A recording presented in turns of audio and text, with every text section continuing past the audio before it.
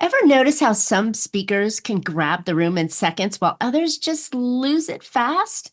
The difference isn't confidence, it's connection. And in this week's episode of Profit with a Plan, we're breaking down the art and science of storytelling with Dr. Danny Brassell. Yes, the Jim Carrey of the PhD world, who has spoken to over 3,500 audiences worldwide. So you'll learn the 5 C's of a well-crafted story that makes your message unforgettable, why emotion and not information actually drives people to act, and how to communicate with impact without sounding pushy or rehearsed. So, whether you're pitching to investors, leading a team, or speaking from the stage, this conversation will show you how to turn every message into a story that moves people and moves business forward. So, don't miss this episode, and your next client might be waiting for the story you haven't told yet.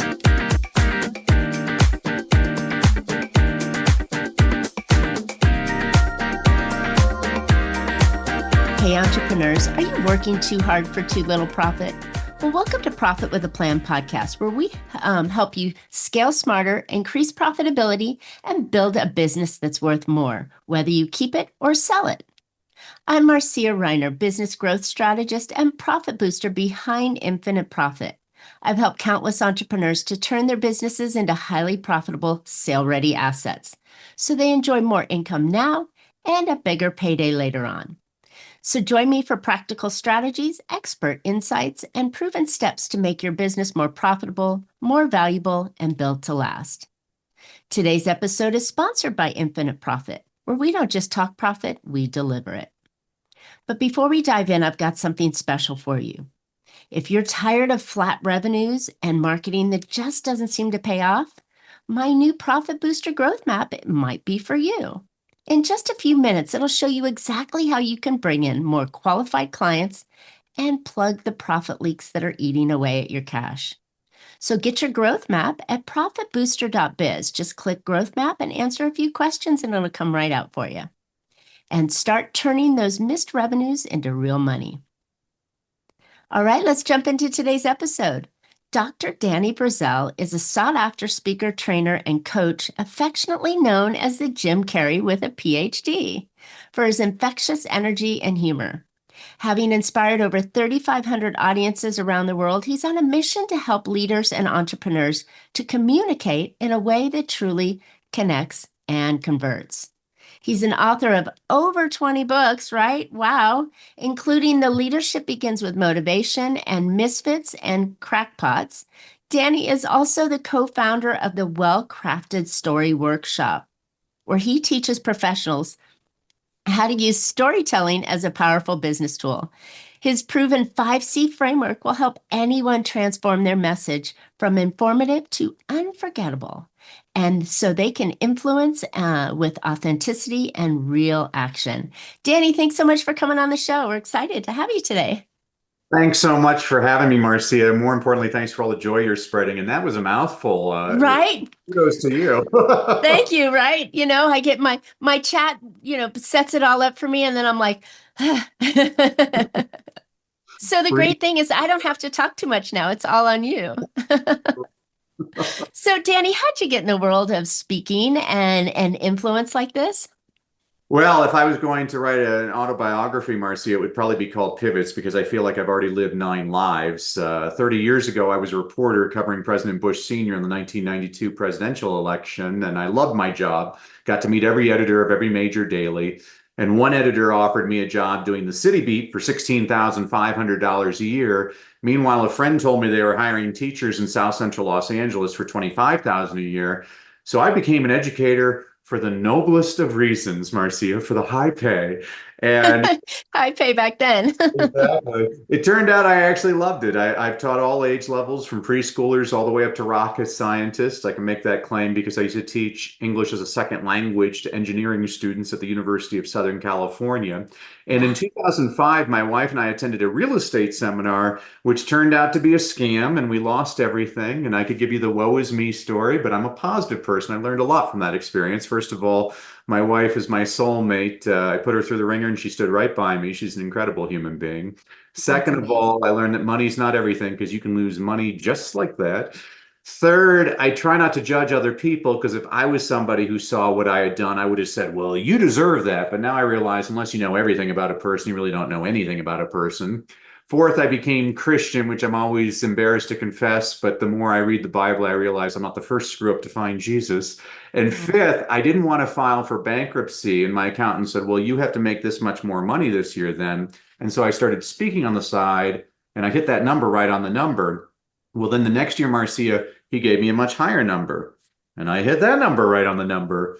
So in year three, I thought, well, maybe I should set a higher number. And basically, during one of the worst economic downturns in American history, I was able to build up a highly lucrative speaking business, which eventually caught the attention of some pretty famous people and companies who asked me to coach them. And I have to confess, I really resisted coaching at first because you need to know this about me. I have a very high standard for my students. I will not let you fail. I will be on your back, holding you accountable until you succeed.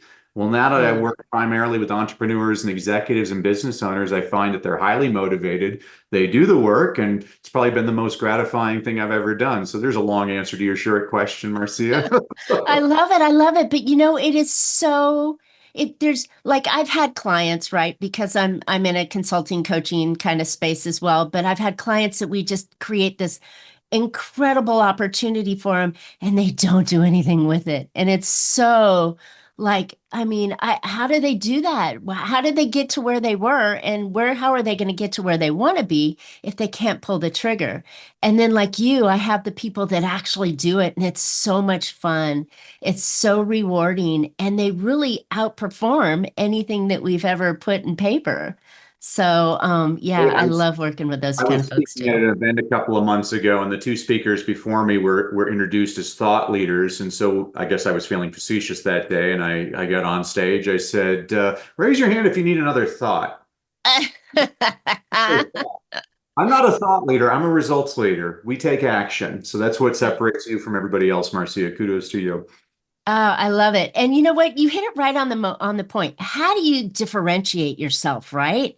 And Mhm. when you're trying to grab attention in today's like bonkers, short attention span, and it's not that I heard someone say that it's not a short attention span, you're just not grabbing it because how many of us have like, binge watched a show and watched, 8 episodes in one sitting going, wow, right? So I really think that it's not the attention span, but it's the higher quality of what we're saying that will catch them and get them to stop. Yeah, there's an old saying, if people aren't calling you back, you just ain't attractive enough. Uh-oh.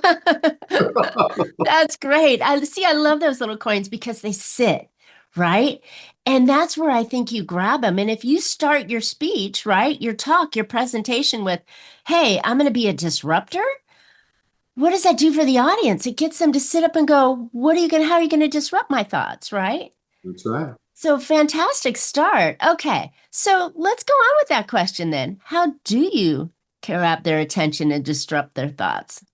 Well, so you introduced me it was a long introduction, a very gracious introduction. I'm a former school teacher, so you have to bear with me. Everything I do either rhymes or it's alliterative. And so I have a company with Coach Jimmy Hayes Nelson and Dave Ward called the WellCrafted Story Workshop. I call us the professor, the performer, and the producer because my background is in academia. Coach Jimmy was a Broadway actor and Dave is an attorney. And so we take our clients through what we call the 5 C's process. And those 5 C's are clarity, connection, content, call to action, and close. And so we'll address your question, which is specifically on the second C, which is to connect with your audience. So again, former school teacher, I always say in the first 5 minutes of your presentation, you need to wrap.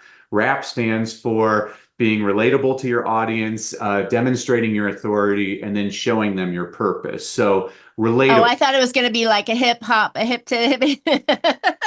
No, no, I'm as white as they come. My wife You once, and me both. yeah, my wife once said there are white guys and then there are white guys, and I'm like, well, I don't really know what you're talking about, but I assume based on your tone, I'm the second type of white guy. Um, so relatable means, hey, I've had, I'm just like you. I've had that same problem that you've had, authority, and I solved that problem. purpose. And now I'm on a mission to help people just like you so you don't have to suffer the way I suffered. If you can establish that in the first 5 minutes of your presentation, you're going from a good presentation to an actually great presentation. What separates them is great presentations are intentional. They don't just move hearts. They also move the needle. I love it.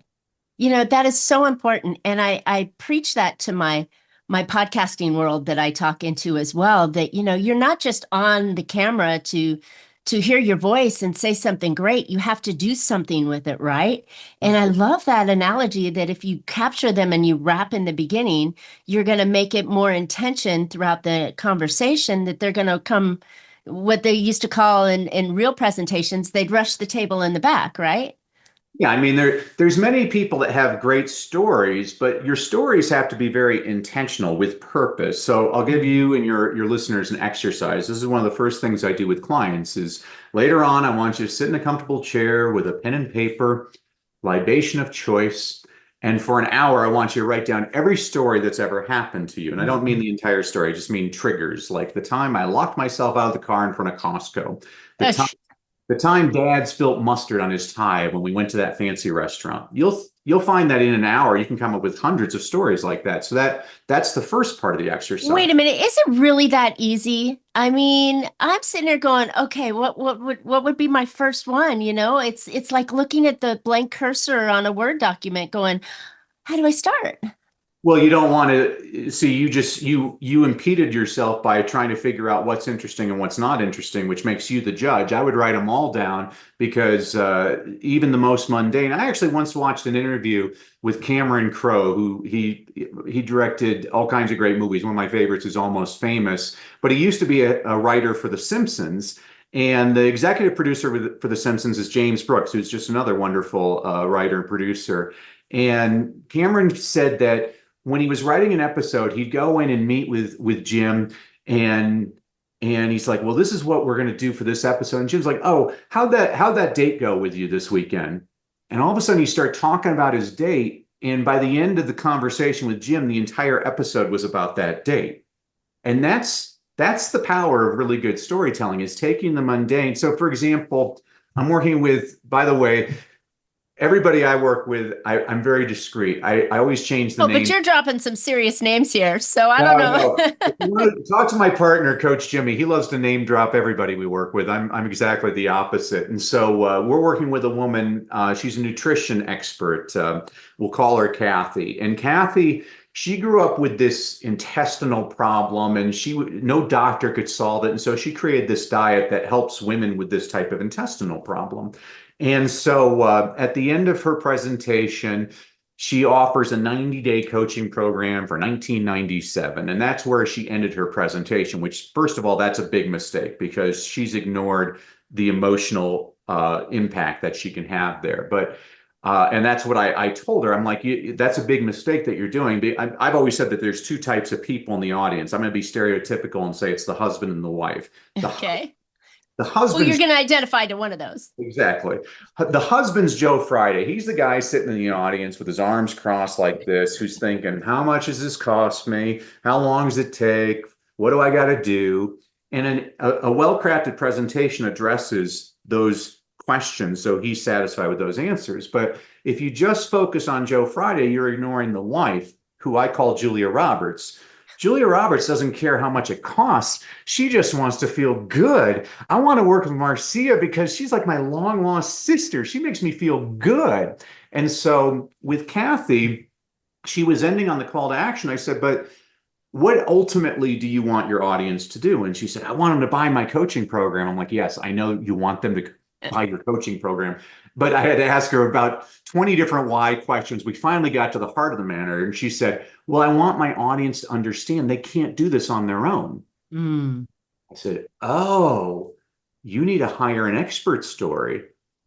Okay. She's like, what's a hire an expert story? I'm like, I'll give you an example. So I'll leave you with this. Many years ago, my wife and I, we had theater tickets. We were dressed to the nines, driving to the theater when we got a flat tire. My wife said, well, I'll call AAA and get the tow truck. I'm like, you don't need to call AAA. I'm a man. I can fix a flat tire. So I In a got out beautiful of the suit. car. Yeah, I got out of the car. I opened up the trunk. I got the spare tire, and then I got the pumper thingy, and then I got the big jack thing, and started trying to take off the nuts off of the wheel. 27 minutes later, I have grease all over me. My wife is standing beside the car with her arms crossed, shaking her head like I could have done so much better than this guy. Well, unbeknownst to me, 27 minutes earlier, she'd actually called AAA while I was opening. And this tow truck comes up, and this 17-year-old punk hops out of the truck, and Of he proceeds course. to fix my flat tire in 3 minutes. You know, I think there's times in life when all of us think we can do it on our own, but if you want to save time, you want to save money, you want to save a whole lot of headache and embarrassment, you hire an expert. And so what I've just done is I've taken a metaphorical story demonstrating to the audience that, you know what, maybe I should hire Kathy. I've tried lots of things in the past and they haven't worked, but Kathy, I really kind of relate to her. And so the exercise about writing all those stories, the first part is to write down all those stories. The second part of the exercise is then to think about, well, what's this story really about? Oh, this is a story about never giving up. Oh, Mm, this is a story about hiring an expert. Oh, this is a story about prioritizing. And on my mm. computer, I literally have hundreds of files with probably tens of thousands of stories like this. So when I'm creating a presentation, I'm very intentional. I'm like, okay, this is the action I want the audience to take. This is the emotion I want them to have. And when you do that, that's when you're taking a good presentation and turning it into a presentation that actually converts your audience into clients.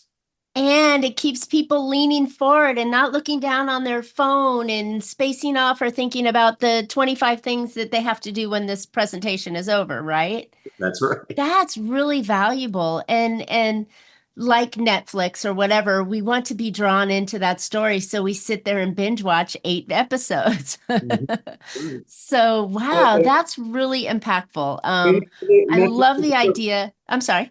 I was just going to say Netflix is a perfect example. If you watch the very first episode of Breaking Bad, it starts off he's driving his motorhome in the desert, and I call that's a great technique. I call it the lethal weapon. So if you ever used to watch the Lethal Weapon movies, a lot of movies they start off like, oh, we're going to introduce you to Danny Glover, and now we're going to introduce you to Mel Gibson. Lethal Weapon doesn't do that. It says, MGM or Warner Brothers presents, and all of a sudden you're in a car chase, and all of a sudden, Boom. what is going on? It's immediately you're right in the middle of the story. Too many people they screw up their beginning. Just get us right there, get us to it, because you said it very very well at the beginning. Is most of us have short attention spans. We got to get those people leaning in. It's so funny. I've heard so many presentations where they've got a 20-minute presentation and 10 minutes they're still trying to build credibility. And you're like, I don't care about you. What are you going to do for me? Right. And I think that's really important. So if we can, I love it. If we can start off with a car chase, I mean, that's going to have everybody up on their seat going, what's next? You're absolutely right, Marcy. And what I love that you just said is it's not about you, it's about your Of audience. And course not. so I work with so many people, they're like, oh, I don't want to sound salesy. I'm like, well, here's my strategy. Stop selling. Just serve them. I want you to Yeah. look at your audience as if they're dying and you have the antidote. And if they don't get your antidote, they will die. It's a very different frame of reference than, oh, I gotta push my product. That's, we've all been around those infomercial. Like I'm addicted to, I watch at least 10 speakers a day. I was watching this guy in an infomercial. He was so sleazy. He had his hair slicked back, he had the nice fancy suit. He said, there are two types of people in this world: good, hardworking people and rich people. I'm like, ugh, I gotta take a shower after I listen. Gosh. And we've all been to those presentations, but then you watch a great speaker, like one of my favorite speakers is Brene Brown. Brene has a wonderful technique, and everybody can learn from this. She talks about the importance of vulnerability, and everybody listening right now, here's my strategy for you. Stop sharing your successes, start sharing your failures, because not everybody in your audience has succeeded, but they've all failed. And the more you talk about your own failures, the more your audience is going to see themselves in you. And that's what you want to do to connect with an audience. When I'm working with politicians, I always give them a hard time. I always say, you ever notice that nobody running for president ever grew up middle class? They all grew up in a log cabin, Nah. That's what they always have to do what they're trying to do is they're trying to get you to identify with the struggle because all of us have had the struggle. Right. Wow, this is amazing because it frames the way you have presentation conversations, the way that and this isn't only for people that are on stage, right? I mean, this is when you're doing any kind of recording or any kind of marketing or any kind of conversation with someone, you have to build that connection and trust before you can move to anything of any matter that you're going to sit at the table for. I mean, I can imagine even dating, right? I use these same strategies with my three children, and actually, And how do they play out? they, What's your success rate? I don't know if they've actually caught on yet about all the little psychological strategies I'm using with them They're all probably going, okay, Dad, story, another story, right? Oh my the goodness. They definitely say that. Oh, right. But no, I think that this is really essential part of communicating Mhm. and getting that connection and relating.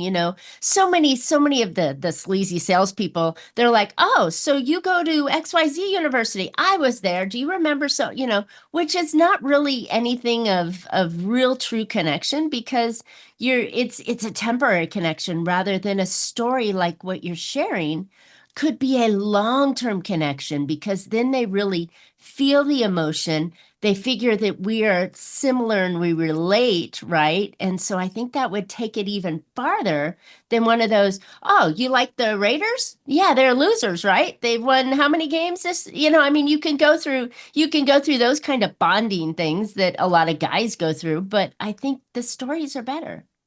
One of my favorite stories was Winston Churchill's mother, Jenny, was a contemporary of Queen Victoria. She knew every famous person of the day. And a reporter once asked her about the difference between Prime Minister Gladstone and Prime Minister Disraeli. And her response was terrific. She said, well, whenever I left a meeting with Prime Minister Gladstone, I left feeling like, wow, he is the most interesting person I have ever met. But whenever I left a meeting with Prime Minister Disraeli, I left feeling like, wow, I am the most interesting person he has ever met. So the technique is make your audience the hero. Donald Miller has a wonderful company called Story Brand, and I completely agree about with what he says. He says your job is you're the guide, your audience is the hero. You're Ben Kenobi, your audience is Luke Skywalker. Yes. And that's if you look at it that way, and this is a service mindset. My friend Joe Martin, a wonderful speaker, he calls it napkin leadership. He says when you go to a restaurant and the waiter hands you a napkin, do you stuff it down your shirt and wait for others to serve you, or do you put it over your arm and go out to serve others? And that's Oh. to me what a really good leader does. Oh, I like that. That's a good, that's a really good mindset though to have is that your audience is the ones you want to connect with. They don't care about you and your story and your accolades and oh, we've been around since the, dawn of the sun and we have, we've done this and we've had this. They don't care about that until they're ready to choose between you and them. Then they're going to look at, I think, at the quality or the consistency of it. But in the beginning, they want to feel like you can solve their problem, right? And so, how do you solve the problem talking about yourself? You're talking about them. You're a dream student, Marcia. Couldn't say it better myself. Oh, I love it. I love it. Oh, thank you. No, it really is. And I think that's where a lot of people get off and go down the wrong tangent is even here in Las Vegas. Oh my goodness, there's a flipping billboard on every corner with an attorney on it. And it's like, yes, they're terrible. And it's like they really don't say much out there, but they're up there, oh, we win thousands and billions and it's like, yeah, but you took billions to get to those billions, right? So it's nothing really that the audience. There was one billboard that got up there and said something about the line of, "We're gonna make you feel okay. We're gonna make you feel better." Didn't talk about winning millions and billions and look how cool my tie is and that kind of stuff. Or the worst, the lady just has her face and her name, and I'm like, well, what kind of attorney are you, right? So she had a total miss on it. But yeah, I think that's where you want to really talk about the audience and get the audience to feel and come along with you. Um, Absolutely. you mentioned your 5 C's. So you gave us C2, right? Are you Yeah. teasing us with the other C's? We're playing bingo. So the first C is clarity. And Clarity. before you give a presentation, there are two questions you have to ask yourself. And it's amazing to me, 95% of the people I work with cannot answer one or both of these questions in a succinct manner. So those two questions are, who is your audience? And what is the problem that you solve? A lot of people say, oh, everybody's my audience. I'm like, well, if everybody's your audience, nobody's your audience. The riches are in the niches. You really want to narrow in and figure out who's that dream person that you're working with. And then what's the problem that you solve? Most people, they get very complicated. They get very clever. I'm like, you want to use the language of your audience. I mean, if they're starving to death, always talk about, are you hungry? Are you able to sleep at night? This is common. That's common language. Too many people try to impress their audience with their own ego and their vernacular. Like, that's not how human beings speak. It's all right to Yeah. say, and you know what I'm saying, and things like that. That's how people speak. And that's what we're trying to do, is connect with people. And so once you answer those clarity questions, we know specifically who your audience is and what the problem is that you're solving. Then we connect with your audience. You're right. We've talked about that. You talk about, then you go into the content of your presentation, which is the largest part of your presentation. And ironically, it's the least important part of your presentation because, forgive me, I'm into research. The research shows us that people remember the beginning of your talk and the end of your talk. They don't remember anything in between. Translation, the bun's more important than the burger.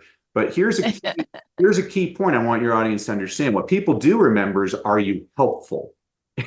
So this is fascinating to me, the research on this. So one of my mentors was a guy, he's no longer with us. His name was Jim Trelease, and he wrote this great book called The Read Aloud Handbook. And what he did is he went around the country training parents how to read aloud to their kids. Wonderful presenter, one of the best presenters I've ever seen. And all of a sudden, in the middle of his presentation, he'd say, I'm going to teach you something. This will save your life someday. If you ever lock yourself out of your car and you don't have your keys, all you have to do, as long as you have your cell phone, call your spouse, have your spouse put the key next to the cell phone. You put your cell phone next to the car door, it'll unlock the car. Get out of here. Marcia, I've tried this from 3,000 miles away. It actually works. No way. It doesn't work on No like way. it wouldn't work on a Tesla because Tesla doesn't work like that. But Yeah, because I use my phone. the old things that you have like a fob with it, like Uh-huh. I had a Toyota Corolla, and this happened to me. And Really? here's what's great about this. This has nothing to do with his presentation whatsoever.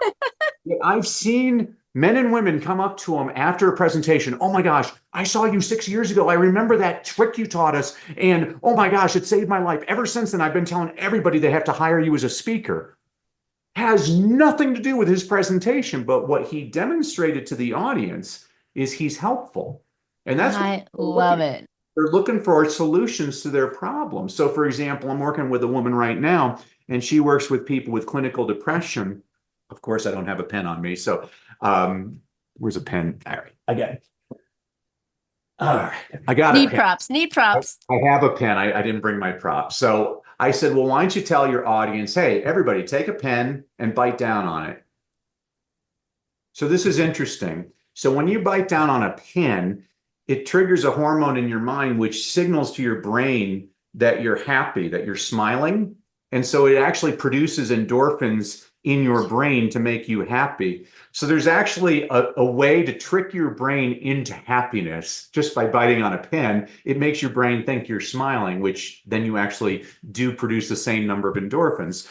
This isn't anything, this is just a simple little thing that she can do in her talk. And all of a sudden people are like, that was a really cool strategy. For example, Exactly. They don't care what she talked about. It was the little tip she threw in somewhere in the middle.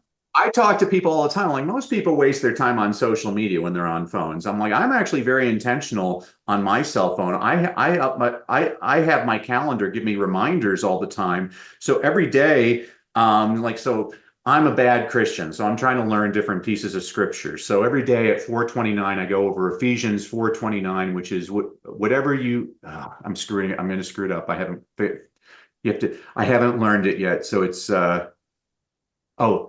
Do not let any unwholesome talk come out of your mouth, but only but only what is helpful for building others up according to their needs, that it may benefit those who listen. So I'm practicing it. But so every day I'm practicing that. Um, That's a great mantra yeah. though I mean, I read to the say book. every day at 429. Yeah, yeah. I read the book Dune. So and there's this thing called the Litany Against Fear. And so every day at 9/11, I practice it. I must not fear. Fear is the mind killer. Fear is a little death. Yes, yes. So I practice that. I married my wife on December 20th. So every day at 12:20, I have an alert to tell my wife that I love her.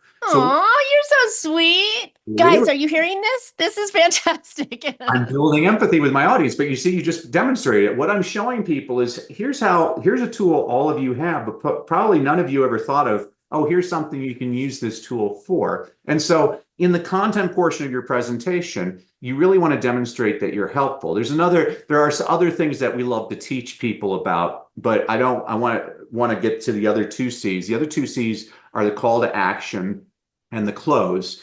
The most important thing I always tell people on the call to action is you need one clear call to action. So Yes.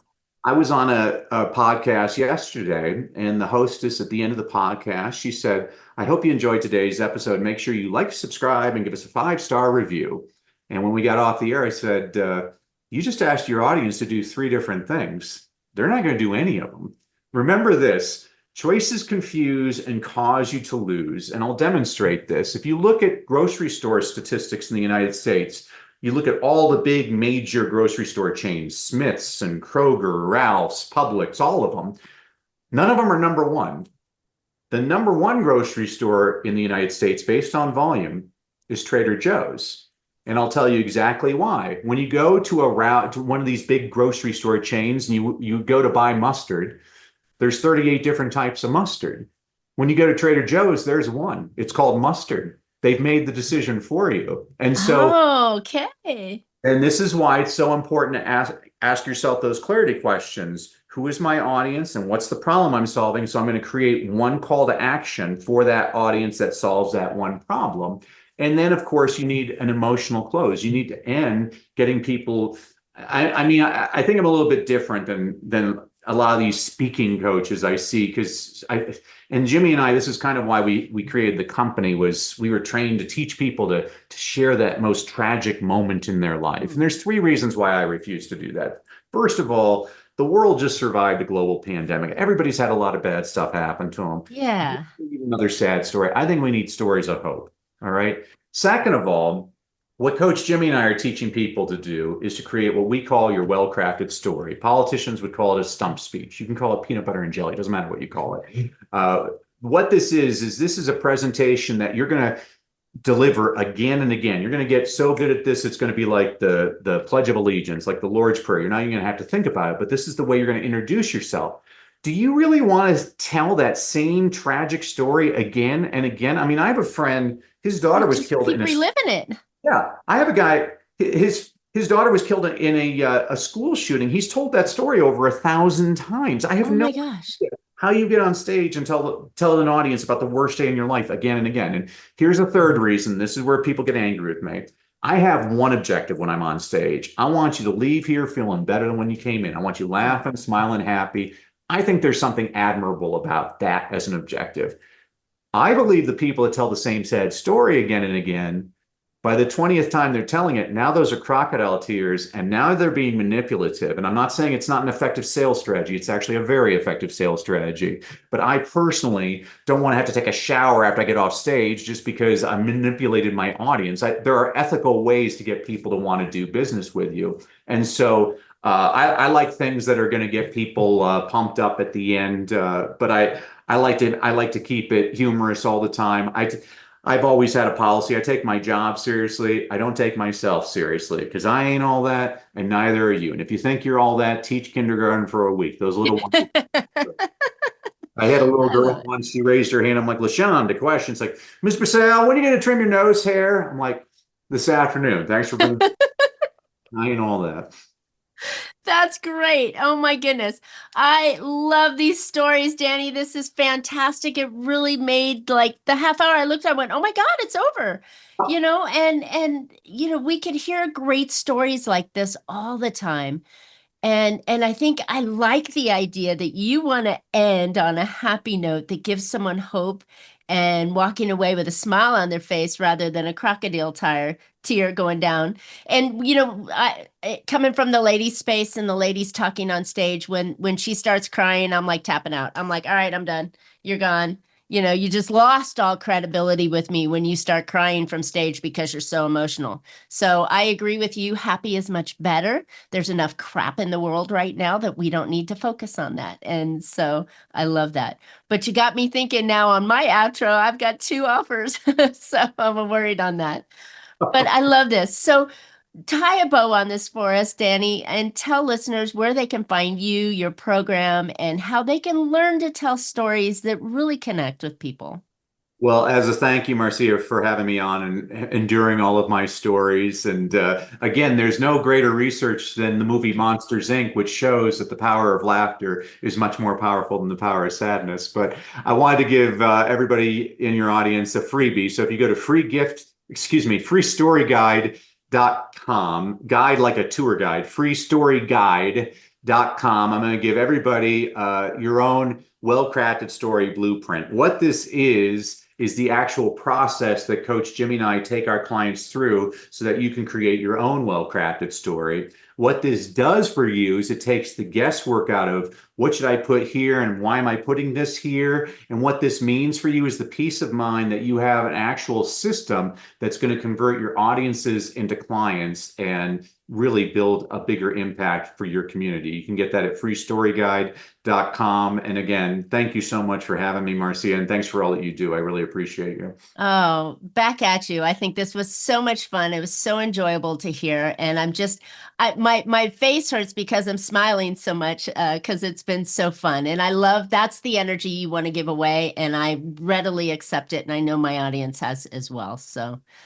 All right, speaking of, thanks for tuning in today. I hope you picked up some valuable insights and actionable ideas that will help you make your business more profitable. And what better way to do it than sharing a story and making that connection with your audience, whether you're sitting across the table from an employee or a client, or you're sitting, standing in front of a huge auditorium, or, just at a networking event. Having a story is really where you're going to make that connection and get people to lean into you.